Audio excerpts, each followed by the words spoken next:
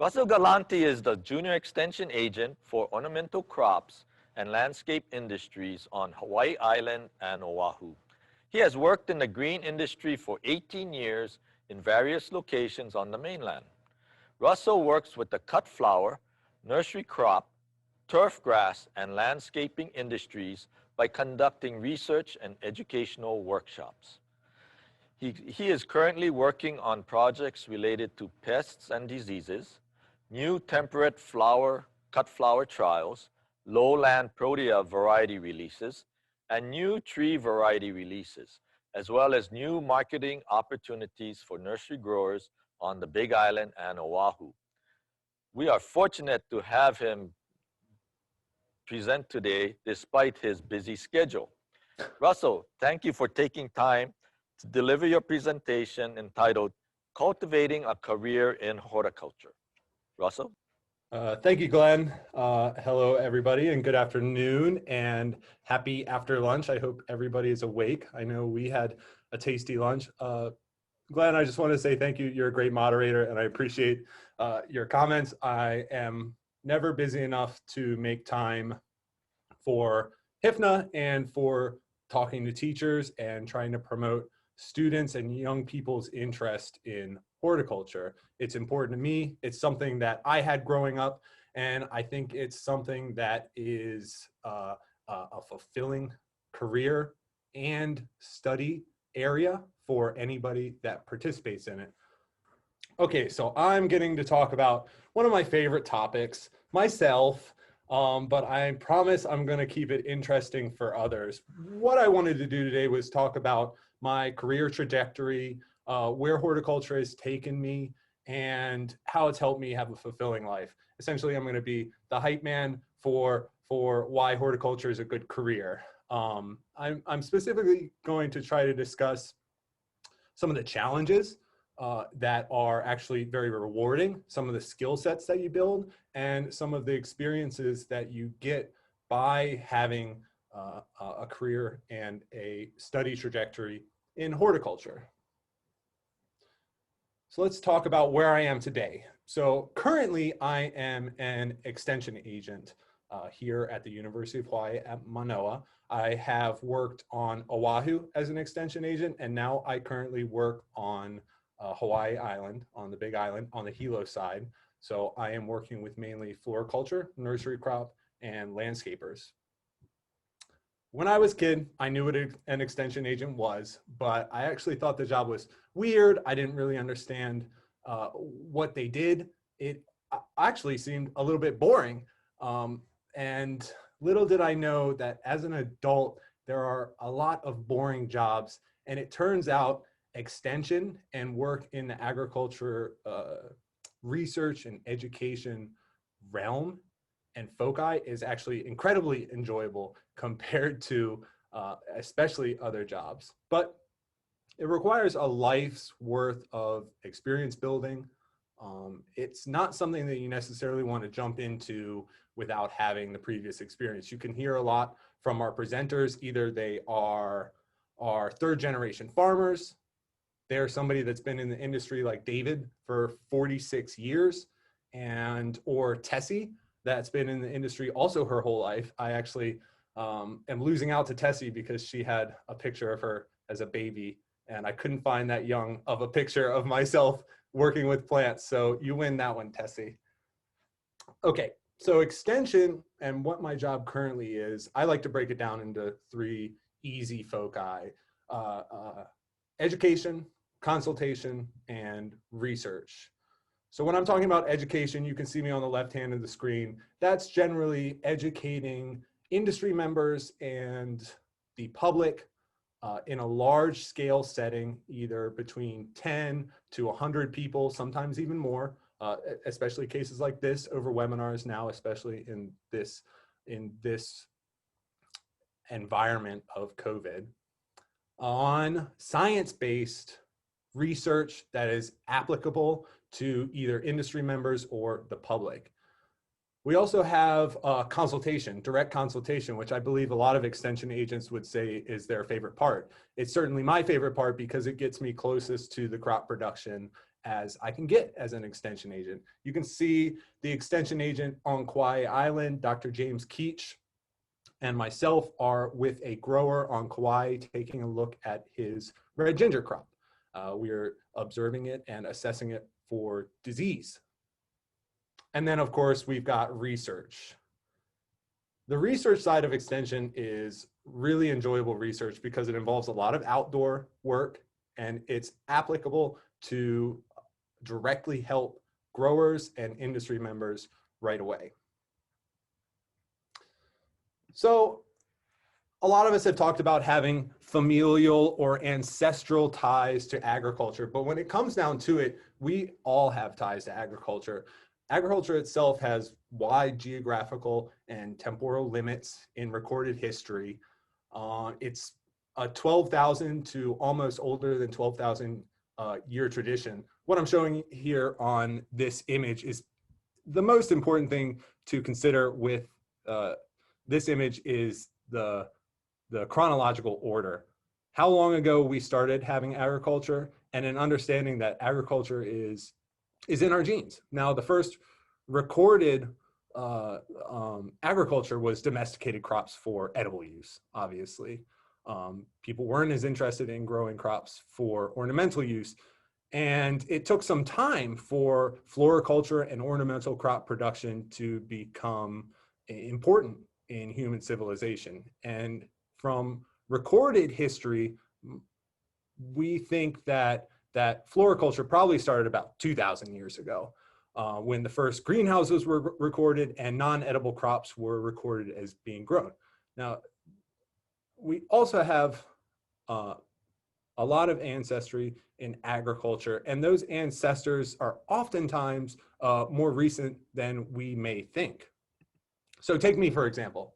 I'm not necessarily a third or fourth generation business owner in floriculture, but I do have ancestral ties within my immediate family. So you can take a look. On the left-hand side is my great grandfather, Jesse Russell, from my namesake. So my sister's name is Jessica and my name is Russell. He obviously had an influence on our family. He was a tobacco farmer at the time, so that's not necessarily a good influence. But he was also farming other crops. You can see him on the right-hand side with an extension agent. Apparently their jobs used to be really fun. They got to fly planes around and look at farm plots. It wasn't a long time ago that we were transitioning from an agrarian society to an industrial and now an informational society, but we really can't shake what's in our genes. That's the drive to grow crops. It may be the reason that so many millennials and adults, young adults and older adults my age are growing plants as a hobby also indoors. It's this need to cultivate.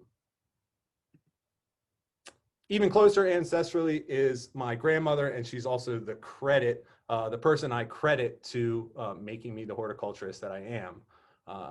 I find it's often important to get the passion of horticulture from a senior family member, and I encourage those of you that have older relatives that enjoy horticulture to enjoy it with them.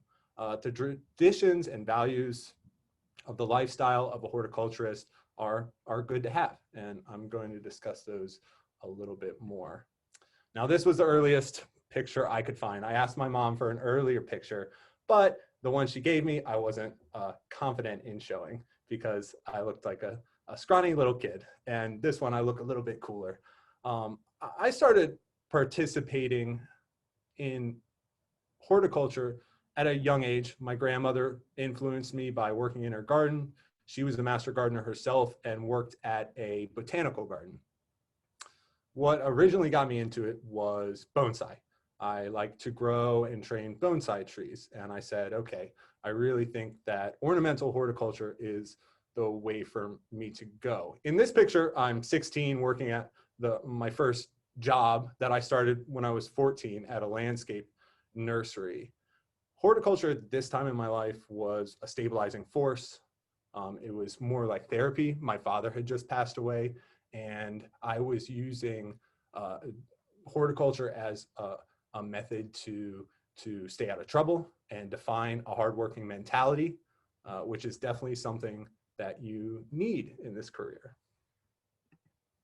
In terms of horticulture taking me on adventures, certainly the first adventure I had was living, working, and studying at a place called Longwood Gardens. You may know it if you were a teacher at the last P3 webinar because we had a presenter from Longwood. Longwood is one of the highest ranked gardens in the world in terms of quality and exceptionalism. You can see the trial beds in this picture where the spring annuals are being tested and shown for quality. And also records are being taken on variety trials. So Longwood taught me the fundamentals and advanced practices in all areas of horticulture. You can see them on the top left. It's everywhere from conservatory display over to natural lands management. Of course, I selected the specialization of greenhouse production. Longwood is a free program. If students are interested in a 2-year certificate program in getting horticulture experience, going to Longwood Gardens is a great option. One thing that Longwood taught me outside of the fundamentals and advanced practices was the need to have a creative and innovative mindset to succeed. And this is something that's true for floriculture, for nursery production, and all areas of ornamental horticulture. The world's a competitive place, and it's no different when it comes to producing and designing beautiful things. For example, you can see the different interpretations of Christmas trees in these pictures. Every designer worked to create a piece that was unique and standing out in its field. The same stands true for horticulture. To be truly succeeding in this industry, you always need to be staying innovative and creative in order to bring your clients something new and unique that stands out. Highly qualified skill sets are required for going the extra mile in this industry. And it really allows for us to explore passions and hobbies that we would need in order to create beautiful presentations like this. For example, metalworking or ceramics, or if you were into mechanical repair, that's incredibly important. Or as you heard from what David Miranda said, having an inventor's mindset and developing horticulture technologies that make growing easier or make it able to be occurring in order to grow crops where they may not necessarily want to grow. So innovation and skill building is key in this industry. Even horticultural skills can be specialized. So when we're just talking about horticultural skills itself, there's highly specialized areas of horticulture for those that are motivated to go in that direction. So for example, you take this 1,000 bloom mum at Longwood Gardens that I helped work on. This is no small feat in order to get this done. You may be able to see the grid work behind it, and you may see that all the blooms are flowering at once. Now this is one plant, keep in mind. It takes many hours and specific techniques and a specific schedule to get these products finished. Another adventure possibility is getting paid to travel to different countries where these techniques are developed. For example, the individuals that worked on these 1,000 bloom mums at Longwood Gardens got to travel to Japan. All the staff went to Japan where the 1,000 bloom mum technique was developed, learned from some individuals that had that knowledge passed down to them and were able to take it back to Longwood to do themselves. It's definitely an internationalized and globalized career where you get to travel and meet people of different cultures and of different mindsets, as well as have a fulfilling life. Of course, plant production is going to be probably your most well-used skill. Along with that, integrated and pest and disease management. You can specialize in one crop, like I was doing at one time. In the left-hand pictures, you can see me growing just poinsettias for Christmas time. Or you can diversify. Now you can grow different genera of the same crop, so different plant species within the same crop. In the middle picture, you can see a greenhouse filled with orchids of all different genera. And then you can get even more diverse and grow some of the wildest plants in the world. Now, there might be not as much of a market for it, but the value of a single plant in this highly diversified area, this rare plant world, offsets the need to grow more plants. So for example, you've got the Titanarum, one of the largest flowers in the world, on the right-hand side. I decided to try it all out.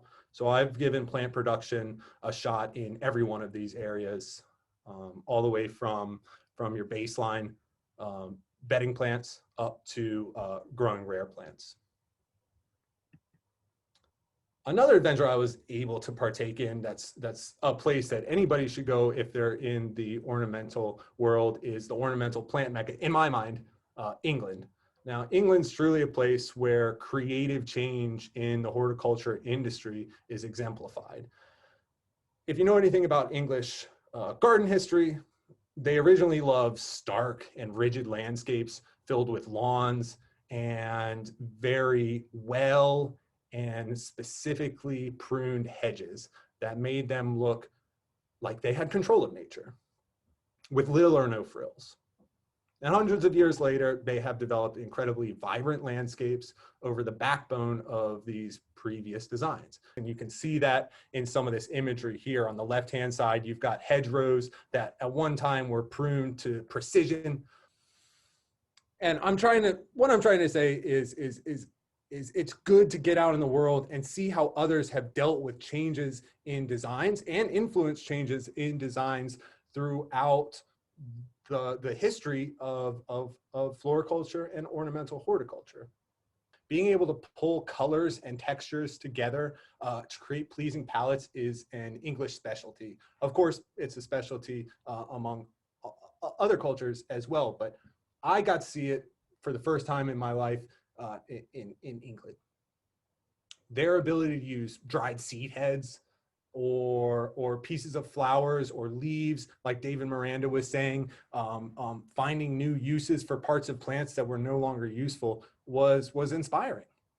And you have to have this skill set honed in order to be successful, which is a rewarding challenge and an enjoyable part of developing yourself as a designer or a florist.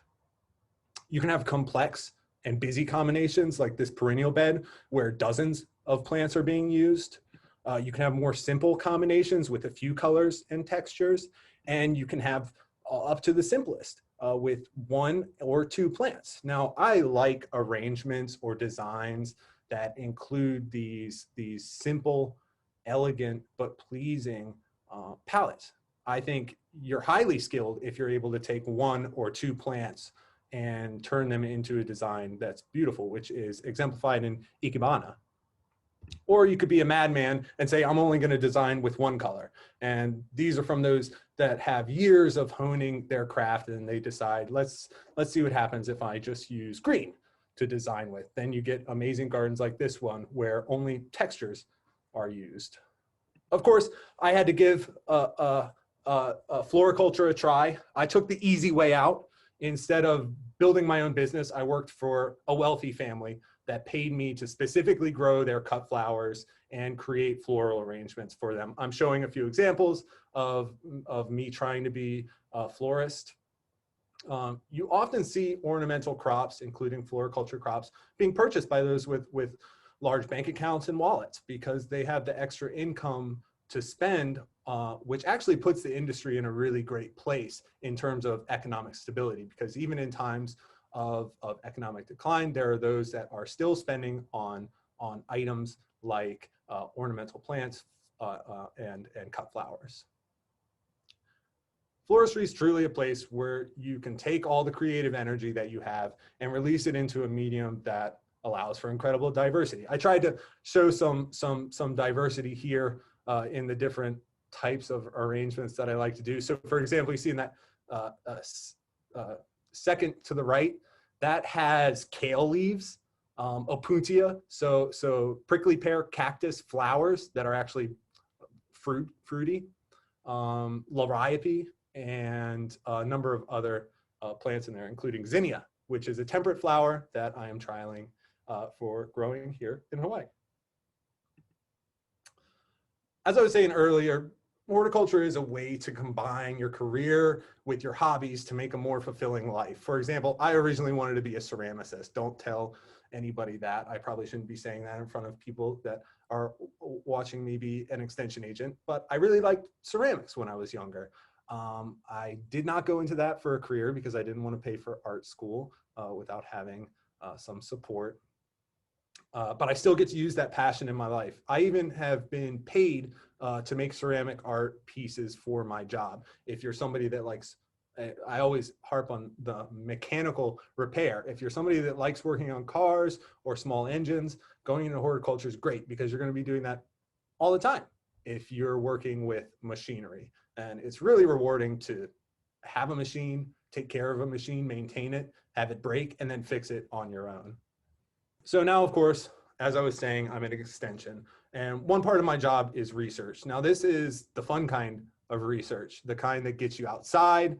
It's the kind that's practical and not just for the sake of science necessarily. It's something that it's research that helps people immediately with needs that they have a problem with, which is why it's so satisfying to me. And why Tessie's research is such a satisfying field of research, because we're immediately helping people with something that they need. So if you are interested in getting into research, I would recommend agricultural research because it's the most fun kind. Extension has taken me places I never thought I would go. The example I'm using, it was my time in Tanzania, where I was working on an extension project involving helping farmers increase crop production in local farms around Tanzania. And this involved teaching and learning, both in the classroom and having hands-on experience, as well as a small scale project, taking a look at the yields between native local crops, such as African nightshade versus another green like spinach, as well as different horticultural technologies to increase production. These opportunities are all available for somebody going through a college career or a full-on lifetime career in extension, and as others have said, in the business of floriculture production. Of course, I didn't waste the opportunity to climb Mount Kilimanjaro while I was in Tanzania. I just want to show off my favorite plant, one of my favorite plants. It's a legendary plant that only grows on the slopes of Mount Kilimanjaro. This is the giant groundsel, Dendrosenecio kilimanjari. And it may seem large and be tree-like, but it's actually more closely related to our native silver sword. It's also evolved to survive in harsh conditions at high altitudes, much like our silver sword. So ultimately, what I'm trying to get across is working in floriculture can take you a lot of places. There's a lot of options for having horticulture or agriculture as a career, and it's something that you can develop many different skills and areas of interest. It can be anything from production, sales, distribution, design, research, education, and a whole plethora of jobs in between, both support roles and roles that are directly within the crop production. I'm using a friend and a client, Johnny Gordinez, as an example. So Johnny has a business on Kauai where he grows his own cut flowers and sells them both locally and ships off island. Why did I pick Johnny? Well, I like Johnny's business. He grows his plants beautifully. He grows them at his home property. He incorporates his family into the business, which is a beautiful thing. And he embodies good business practice. He cares about agriculture, both on his island and statewide. And of course, I had good pictures of his operation. This is him overlooking a watershed that's very close to it's right up against his property. So to wrap it up, a career in horticulture, floriculture can take you all over the place. Ultimately, there's nothing better than growing plants. So trying to go that route first and making sure that you're getting practice with plant production is very important. This area of horticulture production helps people improve their lives through feeding their souls. And keeping the tradition of growing plants is something that I think most of us can say is a rewarding challenge that we wouldn't have any other way. Any questions? A quick question. What are the minimum qualifications to be an extension agent at the University of Hawaii at Manoa? Let me get my documentation out. No, I'm just kidding. Okay, so you want to have a bachelor's degree in agriculture, horticulture. It depends. There's specializations. So for example, I do ornamental horticulture, whereas somebody else might do forestry or even family and consumer sciences. We have extension agents that are specifically 4-H agents. But minimum in Hawaii, at University of Hawaii, is a bachelor's. Now you want to come in with a master's if you want to be competitive. And it's great to have a PhD. Thank you. Oh, you're welcome.